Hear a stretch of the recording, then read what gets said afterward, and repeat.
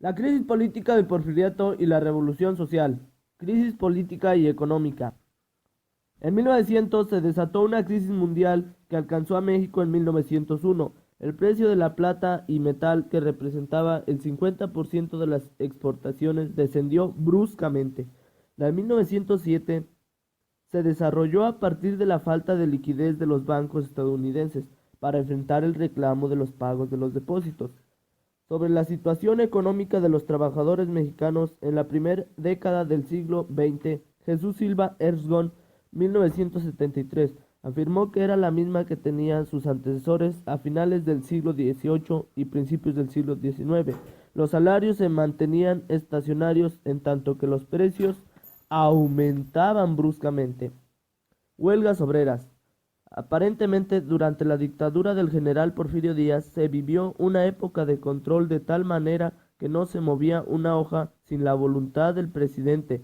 Sin embargo, esa expresión fue relativa, porque siempre hubo manifestaciones de inconformidad. Entrevista a Vías Gridman. En marzo de 1908, el Pearson Magazine de Nueva York publicó una entrevista que el periodista James Gridman le hizo a Porfirio Díaz en el castillo de Chapultepec. La importancia de la publicación de esta entrevista está en el efecto que causó, especialmente en México. Las declaraciones hechas por el dictador alentaron las esperanzas de quienes anhelaban un cambio, pero además son reveladoras del pensamiento de quien había gobernado al país durante más de 30 años.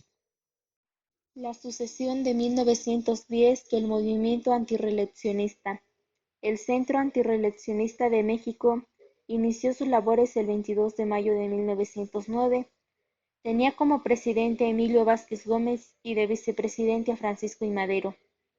El 15 de abril de 1910 se reunió la Asamblea Nacional Antirreeleccionista con delegados de todo el país, quienes eligieron como sus candidatos a la presidencia a Francisco I. Madero y a la vicepresidencia a Francisco Vázquez Gómez.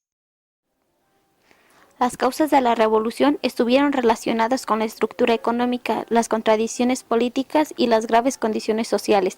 También tuvieron que ver con el entorno económico mundial.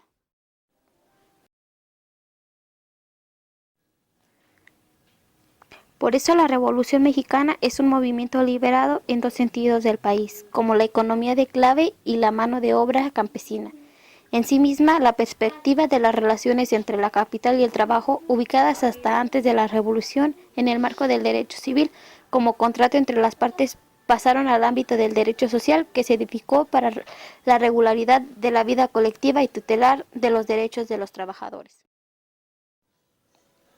La naturaleza y causas de la revolución. La Revolución Mexicana, en el horizonte histórico del país, significó a la vez el agotamiento del modelo económico porfirista, basado en la dependencia y la entrega de los recursos naturales al capital externo, al mismo tiempo que puso las bases para la intervención del estado de economía, así como la transformación de las relaciones sociales de producción dominantes, basada en la dependencia personal.